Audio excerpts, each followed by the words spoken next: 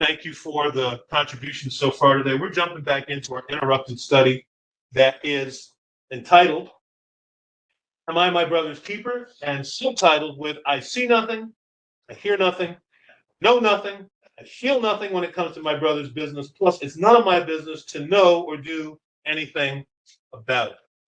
And the text is from Genesis 4:9. So somebody with that big, huge Bible, the big, huge thing, or if it's electronic, go ahead and read that and let us know the version. And read Genesis 4:9. A little snippet, but as I always say, you can't learn anything from short snippets in the Bible. They're absolutely pointless and useless. You always say that? I say it, I don't necessarily mean it. All right, so you said 4:9? Please.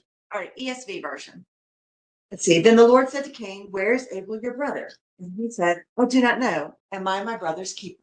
So we've been deconstructing that exchange from the point of, did Yahweh not know where Abel was? And the smart aleck response that Cain gives to Yahweh. We've been trying to unpack that and define who's your brother. What does it mean to be your brother's keeper? What are the behaviors? What are the actions that are a part of that? And most recently, I've asked you a little bit to suspend your disbelief and to take a look at 5 hypotheticals. And I only got 4 listed. that's okay. Because the very first one was that the guy who's in the ditch that the Samaritan looks to help. And so I want to maybe just take a look at these 2 as we close this out. When I say these 2, Nathan goes to King David. And for those of you, you maybe have to Google this if you're not familiar with the exchange. That's if not here in person, virtually. And Nathan goes to King David because the Lord reveals to Nathan that David has been in the midst of a lot of intrigue, to the point where there's murder and then there's a child out of wedlock. And David, a man after God's own heart, has violated the laws of God. And for the most part, because he's the king, nobody seems to know what he's done. But Yahweh knows what he's done. And Yahweh tells the prophet Nathan, and Nathan has a tough job. See, we kind of gloss over this because we like the end result of this. But this is almost like, and I think Brother Gene mentioned this last night, when Ananias has to go and visit Saul, who's still Saul, before Paul, he didn't accept that job. Right? And because we don't have kings these days, and because the kings that we have are kind of just figureheads, we don't understand that you don't just get to go into the presence of the king, and you better not go into the presence of the king with bad news. And if you struggle with some of that, please read Esther. Really? Yeah. Okay? Your life is potentially at risk. Read Nehemiah. If you're sad while you're tasting the king's drinks, that ain't necessarily good. See Joseph and the 2 guys that are in prison with him. Okay? It's not a good thing to be in the presence of the king and have a sad face. Or to be in the presence of the king and give him news he doesn't want to hear. Come when not invited yet. Or come when not invited yet. Exactly. And so Nathan goes in the presence of David and he says, oh, all of this stuff is going on. It's really, really bad. And he tells him a story that sounds like it's completely about some other guy. And King David gets his ire up and he says, that's really, really terrible. That guy should get jacked up. And Nathan says at the end, yeah, that's you. It's you. So you're the man, comment. Right. Now, jerk store response is, well, it's just you and me that know that. Just you and me that know that, pal. And I'm still here. In about 5 minutes, it's just going to be me. Pretty much. Exactly. But that's not what he does. And part of that man after God's own heart is he's able to hear truth that's tough about himself and apply it. And then say, I've only wronged you. And restore me. That's a whole lot of credit, right? So the question is, what if King David just wanted to blow that off? What if King David went, so what? Who are you to tell me? My business, none of your business. Why are you meddling? I didn't give you permission to come in and tell me this. What if that was King David's response? That's rhetorical, but at the same time, it's positioned for you guys. What if? What do you think about it? Probably everything that he touched afterwards was perfect. I think afterwards, probably everything that he touched or was involved with was spiraled out of control, have ended well. Plus the fact that he had been eaten up with guilt the rest of his life. Okay. Are you saying it's a good thing that Nathan intervened, or is it just a fortuitous thing so that David didn't get himself eaten up and racked with guilt? What do you think about it? What do you think about Nathan's role in approaching the king? What God told him. It's like kind of a messenger. God, Speak out. he's kind of a messenger, and God's like telling him what to do, and he interprets it and tells him that he needs to. He's out of line. You think it's okay for this guy who may not know me to come to my face and tell me that I'm out of line? Is that okay? You know what? And that's an 11-year-old, right? He's at the stage right now where he can probably have fallout with his friends, and then they're friends tomorrow, That's true. right? Right. There's a truth in that, but that changes once we become adults, right? Because kids all the time have excuse about stuff, and then the next day it's not. But that's not us. It's not us adults. Wiser, smarter, and more means. And some of us are parked right outside Jerk Store if we don't kind of visit it regularly. So what Ethan is saying is we're perfectly fine watching that happen on the playground. But don't you come to my house telling me that. And that's kind of where I'm messing with you guys, folks. Somebody is going to come to your house and say, what you're doing is not Yahweh honor. What you're doing doesn't honor Jesus. Sometimes our first response is get out of my house. Second response is do not talk to me again. Let me tell you the third response. If we go to church together, I'm not going to that church anymore. That's where sometimes misinterpret and folks think that the churches have failed them when someone potentially is looking to have a Jesus encounter with them and say, let's talk about accountability. You can ask me first how I'm honoring Jesus, but I'm also then going to ask you. And I think I've read a book where it says that's how we're supposed to operate with each other. And we have this tendency in our culture today where instead of going to the individual and ask them, confront them, our feelings have been hurt, maybe even. Correct. Instead, we're going to go and can you believe she did? Right. And then we're instead of or here's the favorite Baptist thing. Pray for so and so because they did something terrible. Right. That's our kind of secret gossip. And you've heard me say that's why I hate Wednesday prayer meetings, because they wind up less being a Jesus honoring session than they're a let's talk about people. Right. And my motto is I'm perfectly fine talking about people, but typically I'm going to talk to the people first and to their face and let them know that some of the discussion is that which, if it influences the community, unless we have exchanges that are supposed to be personal and private. Because other than that, I can control your spin about me if I'm already transparent and I'm out there. So if you want to tell people I'm a jerk, I am, man. Sure. But when I get it right, I'm a jerk for Jesus. Amen. When I get it right. When I get it wrong, it's just me blowing it. Other thoughts? Well, I like what you said. I'll go first. I need to talk to you about things in your life, but hey, do me first. And that's something that's missing when it's very easy to take this up and say, totally down with being a spiritual account for Jesus. Let's go. But they turn those guns on me and then it's a conversation. Sometimes that encounter and that approach, Steve, even though it's one I believe in, doesn't work.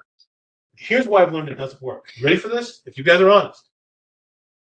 and I think Brother Gene said this to me yesterday, and I like it. Sometimes I borrow terms that he says because they're wonderfully illustrated if you can see the picture. Sometimes, if not oft times, if not most times, we are a mile wide and less than an inch deep. Here's what I mean by that. You might be surprised if you go to have an encounter with someone and you say, hey, I need to talk to you about something. But first, before we do that, because this is Jesus oriented, why don't you ask me anything that you need to ask me and hold me accountable? And here's sometimes what you get. I love Diane usually suggesting that. You get this. And you know why you get crickets?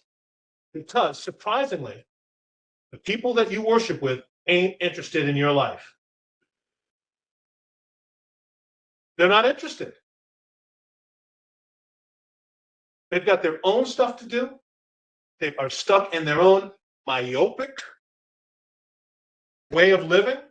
They ain't got time for you. So when you ask them, what do you want to know about me? The answer is, I thought about that before. Because we don't consider one another to love and good works. Unless we've got instruction that tells us to do that on the special Wednesday and Sunday in the holy building. But how much do we think and meditate about each other when we're not in the special holy building? How often do we just call each other up and say, man, how you doing? How you getting through the day today? What are you struggling with? What can I pray for you about? Right? So when you ask that question, this is why you're going to look like the cosmic or the Jesus top. Because you don't put that question out there and you find they ain't even thinking about you. So now you're really going to look like the bad guy when you say, hey, I'm really sorry about that, but I need to tell you this. Because now it's one-sided. And now my feelings are about to get hurt. You did it. The church failed me. As soon as I can figure it out, I'm tapping up my toys no matter. Pastor Bruce, if you're there, did you want to comment on this, or am I just getting this really wrong?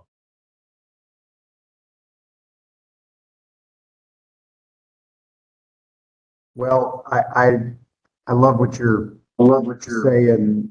I don't know that I've ever started with opening myself up. I'd like to get down to the middle of the situation.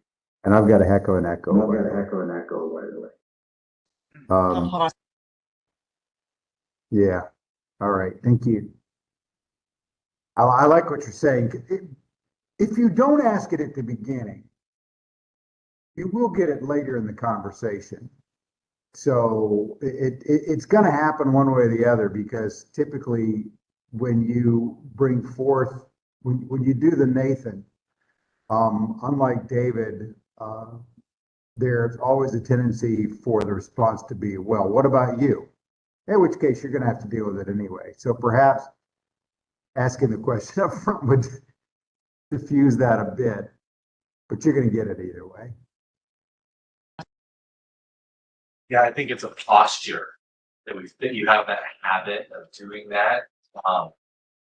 It's I don't necessarily recommend you go out and see this movie, but I'm thinking of him. It's 8 Mile, right at the end. Yeah. Where his friends like, yeah. You're worried about all that stuff they're gonna say about you, and then he gets up there and he just kind of wraps himself out. Right. Well, yeah. He's near to bash him. You have nothing to say. And it just falls flat. Right. He controls the spin. Yeah. When you're transparent like that, you already know where your failures are. So it's okay when other people acknowledge them too, because then what you get to do is, if we do this the right way, is you can say, when you see me failing, that is me.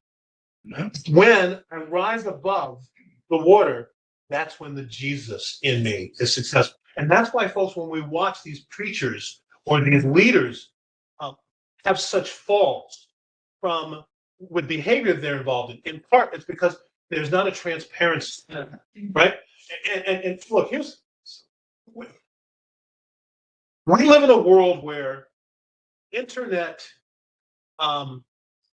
impropriety is regularly available to you. Things that you didn't ask for are on your phone. Our kids, if you unfortunately give them cell phones earlier, are less innocent than in past generations, because the cell phone is a lure to a variety of doorway vices, right? The earlier we get people saying, I struggle with the stuff there, easier it is for us to partner with them, to link arms, to about how they're doing day by day, and to perhaps have them recognize the power of the Lord, if they're believers, can help them not venture where they might want to go. If they've got somebody taking their temperature regularly. Yeah, let me give you another example of that that's not so much vice oriented. If you spend a whole lot of your life on social media, right? You ain't got no time for Jesus encounters. Because you got to hook up with your friends that you'll never see, that you may never know. And for somebody whose family is from Nepal, you guys know that it's really, here's the worst thing, best thing about social media. Pretty much you can become your own God. And if you start buying your press, well, then that's all you got time to do. And once you get into, say, let's say Facebook, because I've done this to be able to explore how this works. Once you open up a profile and you see the person's friends, and then there's some people you know, then you keep opening, and you keep opening, and you keep opening, and pretty much there's 5 hours been sucked away. As you fall into the pit of the lure of what social media is. Best, guess what? Prince of the Power of the Air loves it when you spend your time investing in pith. And the points have been made a couple of times in this room. When folks will post on social media, they're posting the very best of what they're experiencing. That may be a meal, it may be a vacation, it may whatever it is. They're not going to say, you know, here's how I messed. And this is the cool thing that's happening right now, or this is what somebody did. Or so we've got such a one-sided, sterilized view of them. When we look at them, it's like, I need to go see this. So let's bend that on its ear a little bit since you brought it up. And I recognize that we're still here. We're going to jump down here in a second. But Steve would help with this. Social media is not just sunshine and butterflies. Right now, the really cool thing, especially with something like TikTok, is folks are creating sensation in their depression. So one of the big practices these days is young people taking their lives because somebody on TikTok dictated or left a message that they were going to do that. And it gets to be sexy. And then folks think that that's the way to go out. Go out as a beautiful corpse.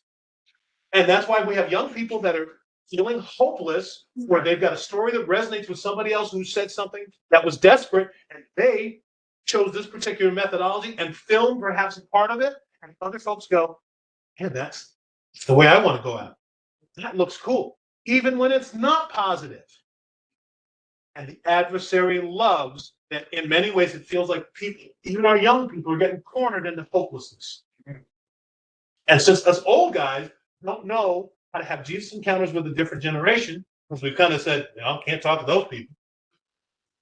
You know, we're from Mars, they're from uncharted galaxy. We're failing them. So that Jesus revolution has got to start with some of us. Amen. Right? I like the choice of words. I appreciate that you understand the media there. So, folks, this is less about what's going to happen in some ways in David's life, because it's going to happen either good or the Lord allows grace every day people wake up, right? But in this situation, how David feels toward Nathan is one that we don't explore a whole lot. And that's kind of where this question is. This, am I my brother's keeper? We're trying to explore what's the relationship before when somebody is bold enough to act like our brother or sister. So let's take a look down even here. I love this. Yes, sir. Do that. This is going to be kind of, you know, Texas interrupt us right here, because now we're going to do the same, interrupt the interruption.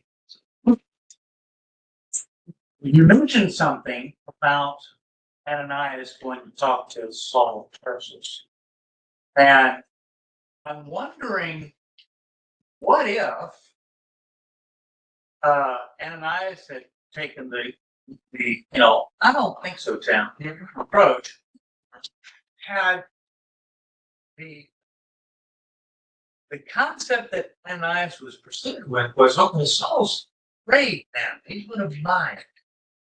What if even Saul, it says, who is this? You can't see. Mm-hmm. What's going on? Why are you here?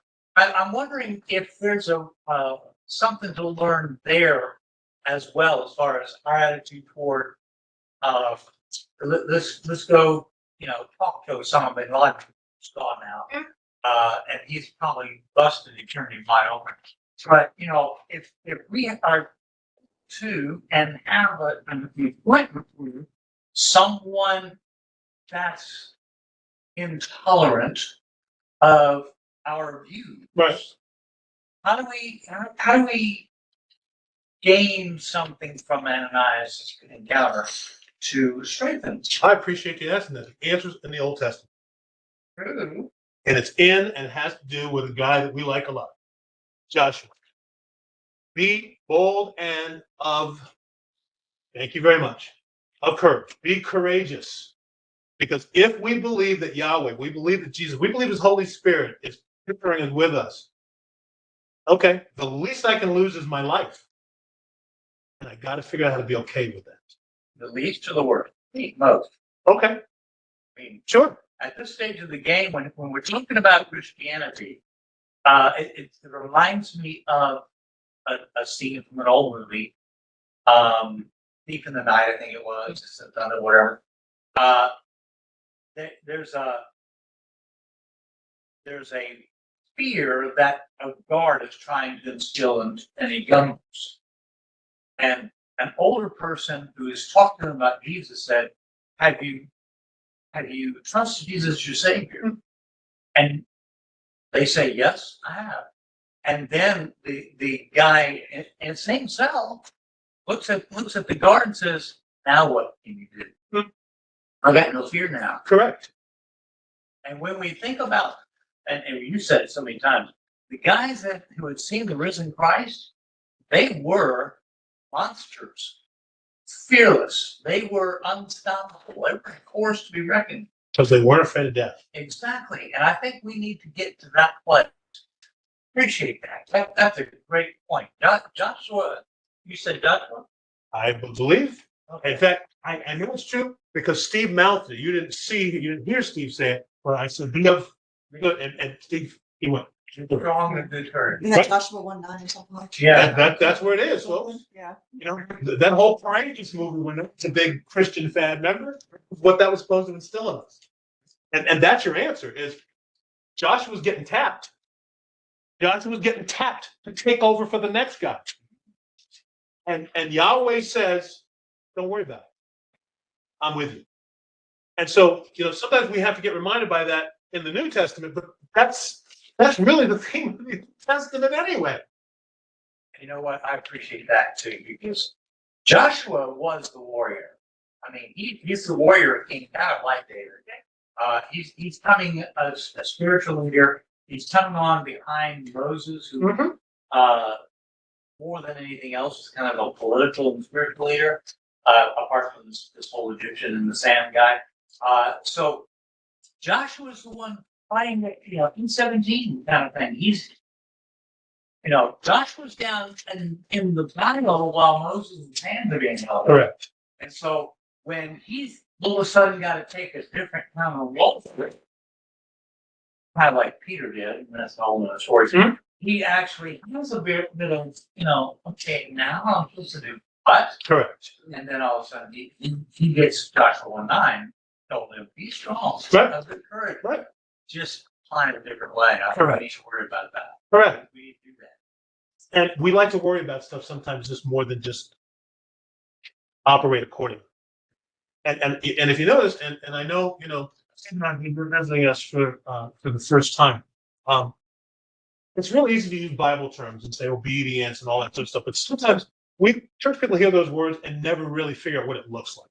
So sometimes if you hear it kind of, I'm regurgitating it, I'm trying to put it in language so you can picture what it looks like. Because those cute little buzzwords, we've been using them for decades in the church, and I feel like they don't even work. In fact, we've got on suits of rubber where it just bounces off of us. Correct.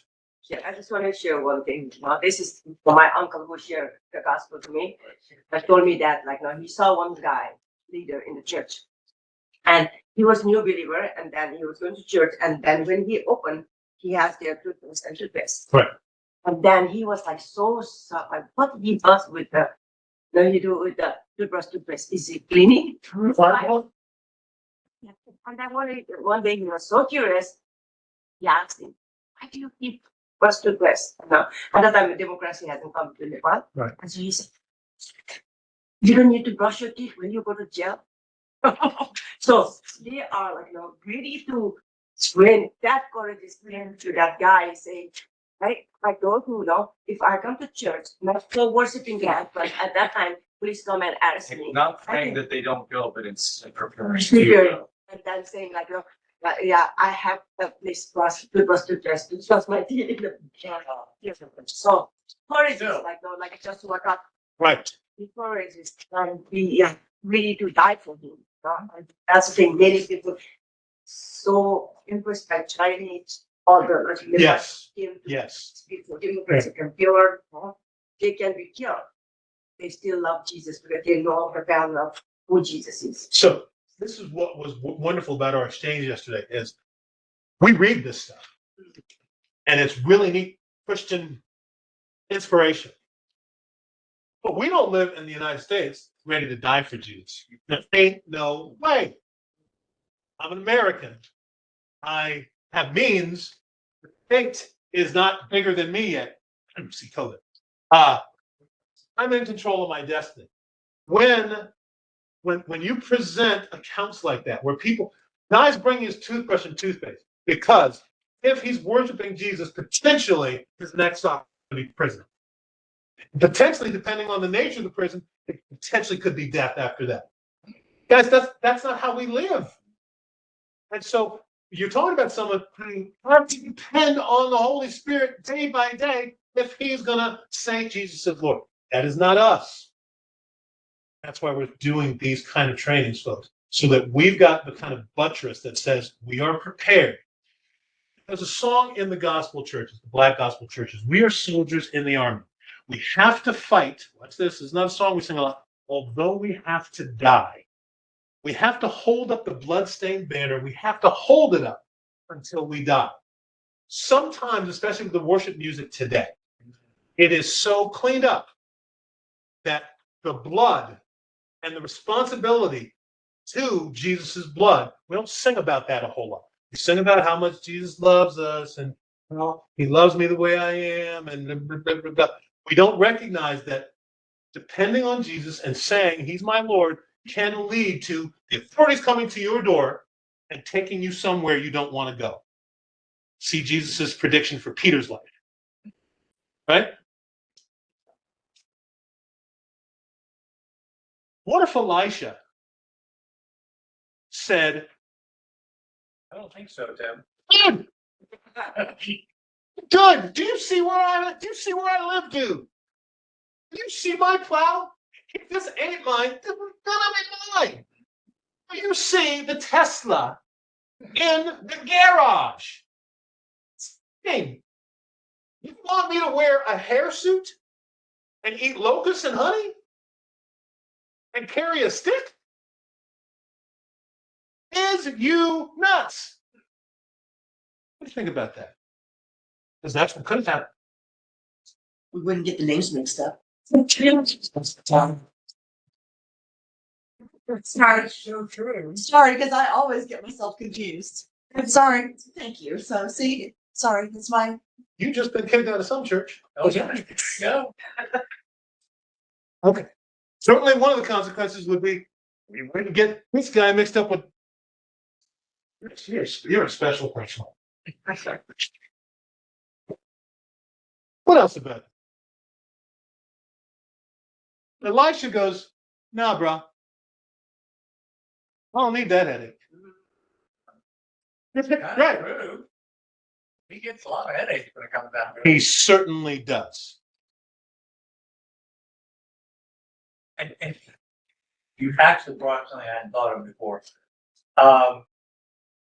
Elisha prays for a double portion Elijah's spirit. And if you go and count, it literally does Mhm. twice the miracles that Elijah does. Mm-hmm. But I'm kind of thinking that now, I've never thought of this before. I'm kind of thinking that also means he's got twice the difficulties. Okay. The burden to please Yahweh in some ways is really on his shoulders. Because in some ways, let's look at it the way you just said. During Elisha's post-depression stage, he's got a partner. When Elijah's first. did I say Elisha? Yes, you did. Elijah. You know what? And, yes, thank you. That's because of what Sarah said earlier. I wouldn't have that mistake. This guy just turned this guy down. He said, come and get me, and I'm like, I'm hiding in the cave, it's this terrible thing. Exactly. So when he recovers from his post-depression, he's got this guy to partner with. When this guy is taken, this guy's got it all on himself, along with the school of prophets. But he's the lone guy. Yep. So when you talk about does he have an extra burden? Yeah. Sometimes inheriting the mantle of the predecessor, Sheila had that headache. Yeah. People completely trusted Moses. They liked Joshua a whole lot. Now Joshua's Moses. Come on. The headache was extra. Yeah. Be strong enough with courage. Yes. Different confrontations, difficulties, everything is kind of doubled, and then he doesn't also have the student Processor. the apprentice to lean on. Right. Or the mentor to go to and say, touch the rock, nothing happened. What do I need to do? That's what the 12 got to do with Jesus when they went, we touched the person, the demons were supposed to come out, nothing happened. Well, it's a special kind of situation. Prayer and fasting is involved. So when you have a mentor, it makes it easier. When his mentor was gone, it was just him.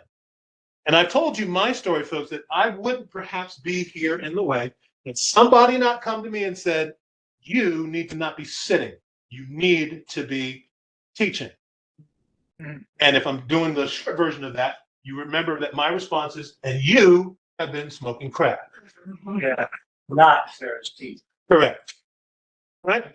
How dare you get me out of the comfort of my Sunday school seat and pew and suggest that I should be doing something other? I'm doing what makes me feel pretty doggone comfortable. I'm sitting, stewing, feeding at the trough, loving it, getting a whole lot. And thus, sometimes tag means when you're there's a responsibility. And am I doing all I can do for the Lord? When I step into eternity, if I really belong to the Lord, is it going to be like my fire? Or is it going to be, Lord, I'm coming. Look who's coming with me, and I got these for you. So I like the second scenario a lot better. That's the position that certainly where Ellen and I are in our life, that's what we're trying to look forward to. Look who we're bringing with us and look at the stuff. Look at the diadems we have for you. They're yours. Let me pause there. Any feedback, any pushback, any? You are insane.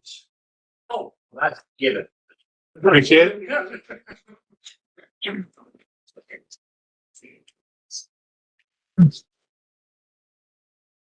Let me make some bullet points, and maybe this will help you discuss, because maybe you won't agree with some of these things. And Sarah doesn't have this on the screen, so you have to listen, almost like Anjali. You have to listen and then figure out if there's an answer that needs to come out. So, what is the payout? What's the payoff for you effectively acting as your brother or sister's keeper? What's the payout? What's the payoff? What do you get? What's the results? You get closer relationships Why would we want to do that? because that's what we're made to do. Yeah, but I have my church friends, and I have my work friends, But why do they? and I have my real friends. But why do you separate them? I'm just, I mean, if you get to know people, then you can hopefully bring them into one family. You already have a family. I don't like that. No, Pardon me? You don't like them. Why do we call people on Facebook friends? Because we're very comfortable being shallow folks. Ellen and I have befriended a young lady, and she's on Ellen's mission list in the future, who claims that she spends all of her time, which she typically does, on Facebook and social media, because she has not only hundreds of friends, but real friends. And Ellen's trying in some ways to help her recognize you don't know any of those people. So when you say the question, why would we call people friends? Because that's what we does. We call people friends a lot, and they're really acquaintances. In fact, I would suggest that many of us that go to church with people have a lot of acquaintances that we call friends. I think that's real. Matter of fact, purely program standpoint, if you're trying to friend somebody, you know, that's just a term that's on the screen that you're gonna click on. They could just leave it said Warthog. Okay, sure, because we like labels. Exactly. Sure.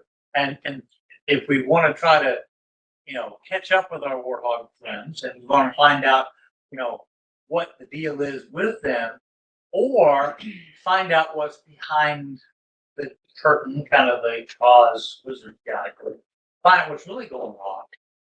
There's a resistance to that. Correct. And what's the payoff? When we become our brother's keeper, not only do we enhance perhaps our relationship, but I mean, his illustration is huge, because when we are brother's keeper, we may be a part of God bringing someone who's going to bring somebody else. There's a whole, and let's face it, Amway is not the founder of the pyramid scheme. It is Yahweh God. Correct. Because it is you tell two, who tell two, who tell two. That what I've told you among witnesses, prepare to just do the same thing, so you can do. Okay.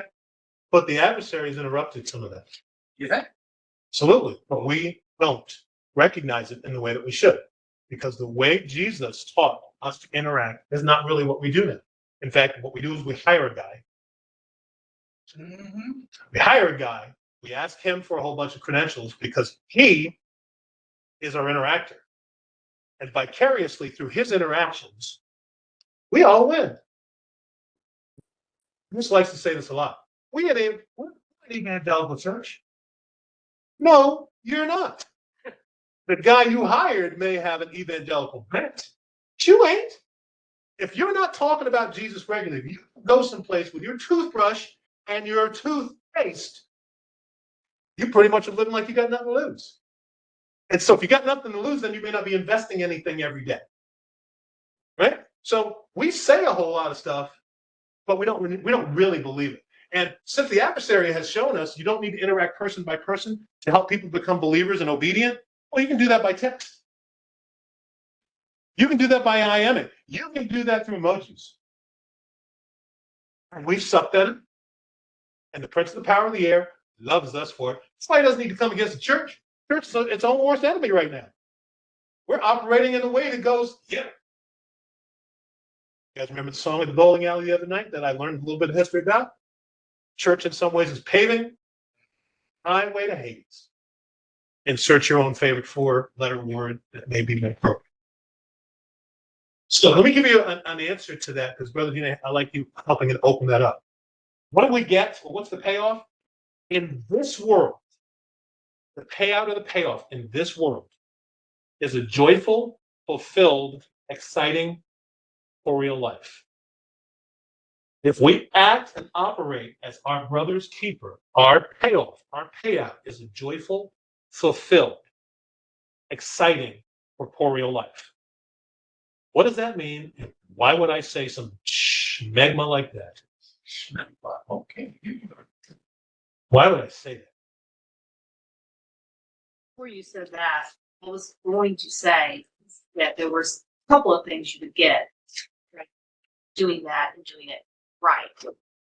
One is actually sort of negative in a way. It's that you actually kind of get the headache of having to be in someone's life and experience their issues Yep. and try to help someone, because that can be burden on yourself. Yep. When you immerse yourself in someone's life and you're trying to, help them with issues. Yep. But your statement, but then the turnabout is you get the joy of watching the process, and hopefully, prayerfully, things start to happen. So that's kind of a twofold thing. It's a lot of responsibility, but yet the outcome, it's almost kind of like, as a parent, That's right on top. No target. it's the toughest job. Yep. And there are ups and there are downs, but when you see the progress your child makes, then you have that joy that you have, helped them accomplish something. Correct. So I kind of transfer that to this. It's a twofold thing. It is. And I won't linger on this because I talk about this often, but I'm going to challenge you all. I know people who are professed believers, who are churchgoers, who are miserable. And you've heard me share with you my philosophy. I have learned to avoid that like it is the 10th plague for Israel. Because if I'm hanging out with someone and I start speaking with it, and they're professed or they're a churchgoer, and they start telling me all the woes in their life, my question at some point in time is, can you tell me what Jesus has done for you? That makes life make sense. Because other than that, what you'll see me, and I'm fine telling you this, I will stop talking to folks when all they're doing is sucking away energy because they can't focus on how great Jesus is.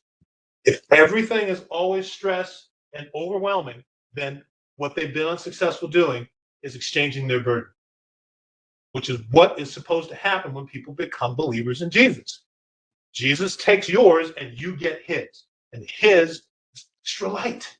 And if you practice the courage, and if you practice doing and operating according to the scripture, then it gets easier to deal with the habits of life that Jesus already said is going to be a part of life. Kind of where the excited comes. Yes. That once you've experienced that and see, even though it's a lot of work, Yes. it's a lot of joy, you get excited to expand that. And that begs the question that Pastor Bruce brought up a few weeks ago. What are you looking forward to? If you, as professed believers, and I'm talking to you guys, if you're not looking forward to anything, then maybe you don't have joy as a part of your life. You certainly may not have excitement, because what you're doing is you're going through emotions. You're not excited about Jesus coming back. You're not excited about spending eternity with Jesus. You're not excited about watching his people grow and develop. You are stuck doing your own doggone thing. And then part of this lesson that's interrupted, am I my brother's keeper? Well, then don't you dare talk to me about how I live my life. I've got a whole lot of responsibilities and stuff to do. I don't have time for that Jesus stuff you're talking about. Do you understand what the difficulties of my life are? And frankly, that's what our church looks like today. That's why nobody wants to be a part of our church. That's why they want to be a part of the alphabet movement, the identity movement. You know why? It's exciting. Today, I might want to be the fire truck. Tomorrow, I want to be a cat. There's excitement and weird in that. And excitement and weird draws people. Connect to a Wi-Fi network. That's the power of the air. When we take a look at that Jesus revolution that happened kind of in the 60s, that's partly because the weird folks, the folks who wanted weird excitement and a kind of joy, were drawn to Christians at that point because Christians were open. That however Jesus would work for this group of people, we're flexible enough. Because Jesus is big enough that when he needs to create the borders, he's going to do that. Now, that doesn't mean to do anything heretical or blasphemous, but the folks who are feeling displaced, the hippies, the folks who were turn out, right? Those folks were finding joy and fulfillment and excitement and looking forward to stuff in Jesus. Well, that's not us anymore.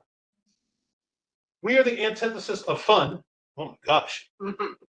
There's very little joy in our Mudville. And pretty much we're looking forward to lunch. Especially on Sunday. I'm looking forward to lunch. I'm going to beat you getting out of the doggone pew because I got to get to Golden Corral. That's what we look forward to. Yeah, and guess what? That's just crap. Jesus' death and it is finished is way bigger than me getting lunch after spending my hour on a Sunday. Right? And that's why the church is not drawing people. That's why the church is not attractive to younger people who are looking for that excitement, that joy, that sense of who cares about me. Well, I don't got time. I got my own woes. Let me pause there. Thoughts? Maybe I'm just really getting this wrong. Hey, Preston. Preston. Can you hear me? Right on. You know, I like what Sherry said, because I was kind of thinking that same way, that joy. I was reminded of 3 John 4, where he says, I have no greater joy than to hear my children walk in truth, right? I mean, that sounds really churchy, but you know, I was thinking about it in relation to, we always talk about we should invest time in people and not spend time with people. And, you know, there's times where if you invest financially, that your money goes to zero. And I kind of equate that to probably the times where maybe that wasn't the person the Lord wanted us to be with in the first place. You know, they talk about the fact that, you know, when the student is ready, the teacher appears. And I think there's a real truth to that. But even if you invest in a good company, there's times it goes down before it goes up. There's times where it goes through the roller coaster of things, because life happens, business happens, whatever.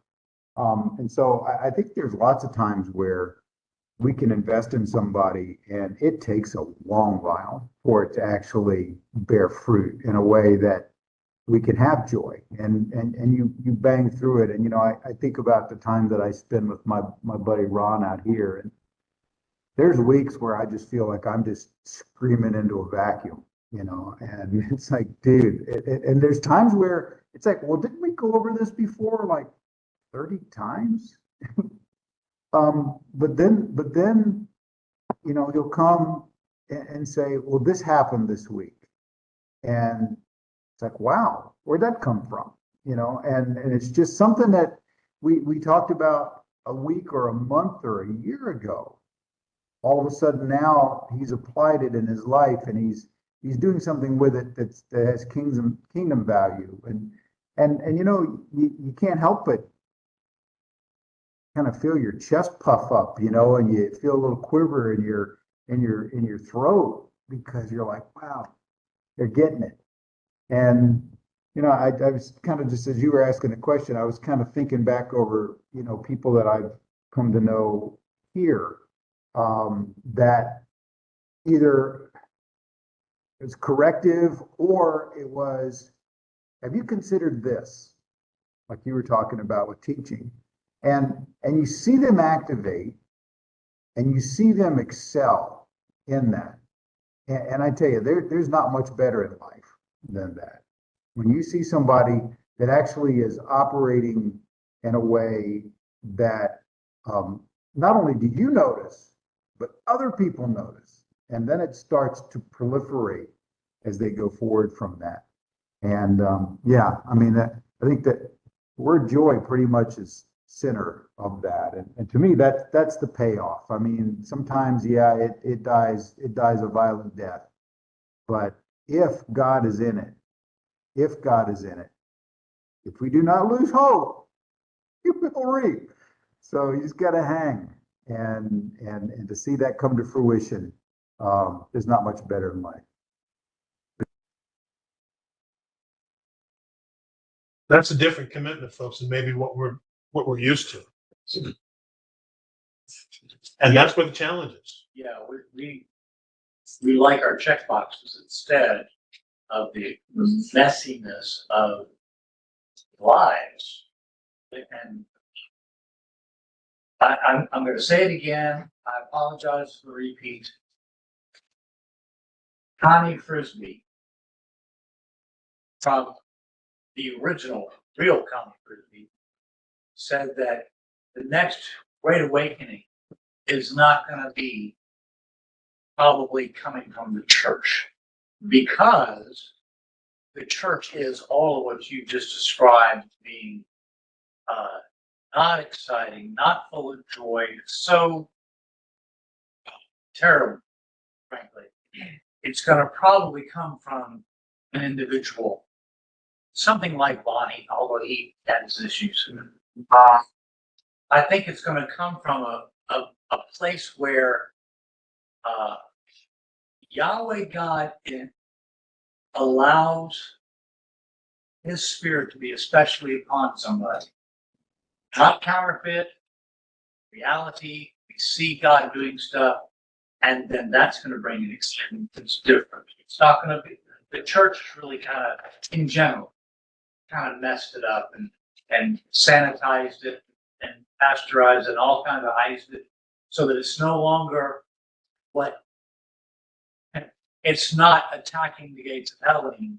Well, it may have struggled since its inception to attack the gates of hell. And I would tell you that part of that is because the church is made up of people. Exactly. And people develop agendas. And if you take a look, a lot of the great awakenings did not happen out of the church, right? The Reformation didn't happen out of the church.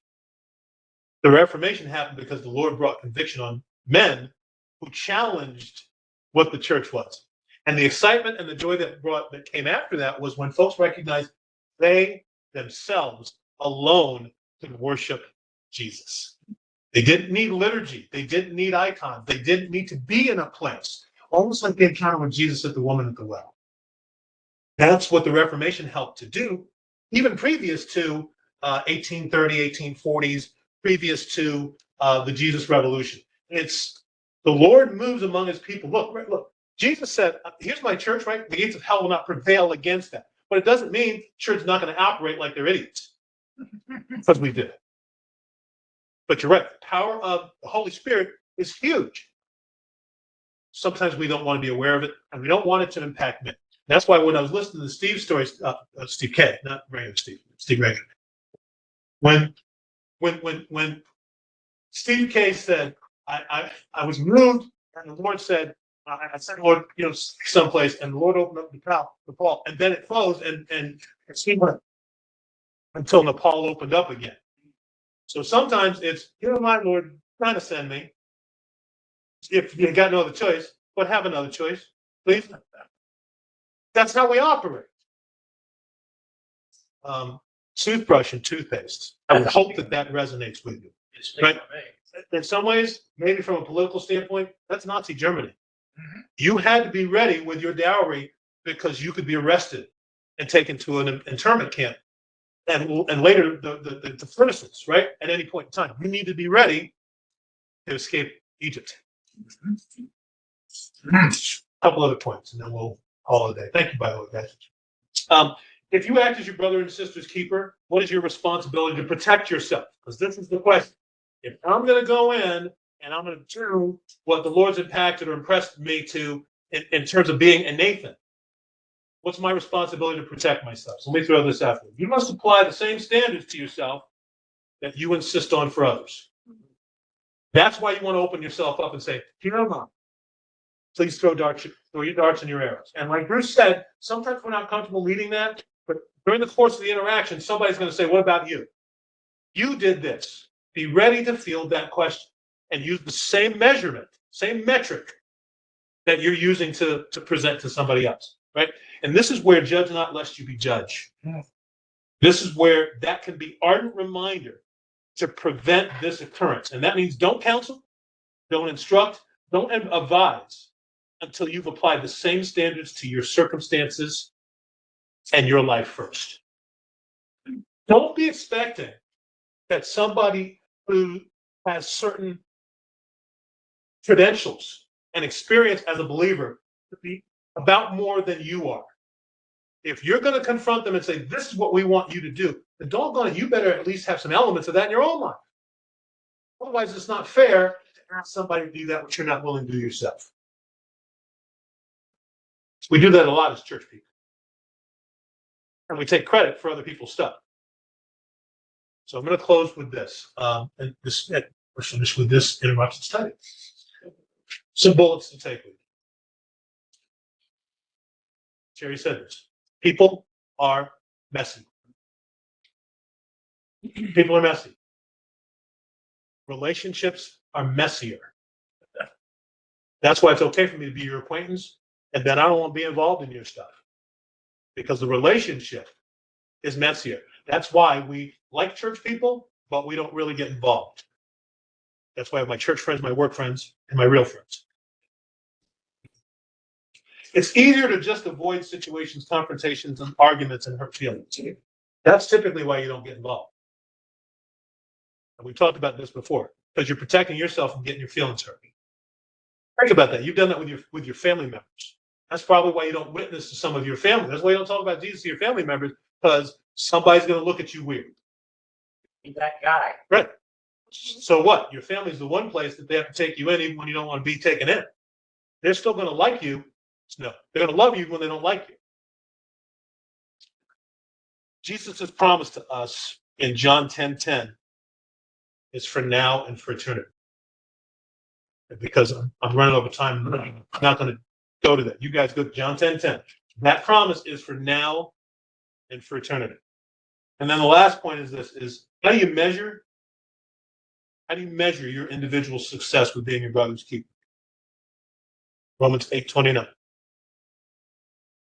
So Romans 8:29 and John 10:10 are for you to look up.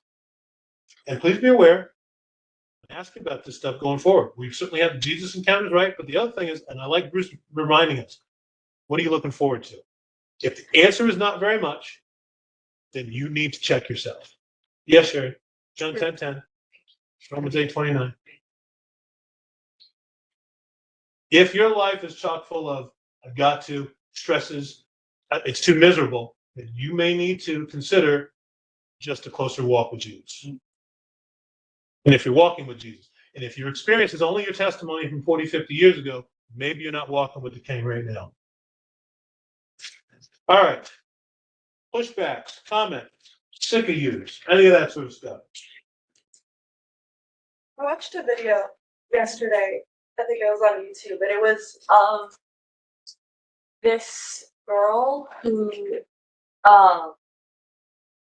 was kind of calling out Christians and basically saying like it was like a satire kind of joke. I don't know how to explain it, but it was a video of this girl worshiping Jesus, and the caption was like a church member 40 minutes before completely yelling at a server at a restaurant.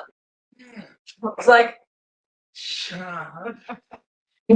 but, and then I scrolled through the comments and everyone was talking about how church members are some of the worst people, like worst customers to serve. And how people like they just should just stay in church and actually listen to the sermon because they don't preach. So it's like How old are you again? and You just got kicked out of some churches. Because you just suggested that people should actually stay in church and listen and apply. comments. It sounds like you, well, but did you agree with the comments? You agree. And that's not okay church thinking these days. We like listening to stuff, but then he preached. What did he preach about? This is a fun question I had with Bruce when he used to preach. Today, when you ask people what they preach about, it was good. My mom was one of those. She'd be real up after church. Oh, what was the message? He preached, boy. Not a doggone clue in her head. Because church people operate like church people in the church building. We have the fish on the back of our car, and we drive like we're on in NASCAR. And we are not very Christ-like. We live really close to Jerk Store. I know. I helped to build Jerk Store. We know that very well. Thank you. Other stuff. I'm just gonna say this from your Romans 8:29. I'm thinking there may be a message in there sometime about, and be careful, biblical predestination. Sure. That's pretty cool. Mm-hmm. Thank you for referencing the verses. They actually have some meaning and application. Oh, I know. Actually, heard a couple of powerful things today. I'm saying one thing that's going to stay with me. This is why we do our meeting this way. When you come to worship with your toothpaste and toothbrush, that's a whole different caliber. You're preparing not to go home. That's got to impact you differently. So I like that. it's just a picture of what we aren't. We're cushy Christians. Don't make me uncomfortable because I might need to change my mind. The LDSs have it way better. You know, and the identity population works a whole lot better. If I was a tree, life would be good. And you better respect me like I'm a tree. My pronouns are it and us. Those are real pronouns now. And it's. I was gonna say Groot. I was Groot. You know you're going there. There's an I am statement in that.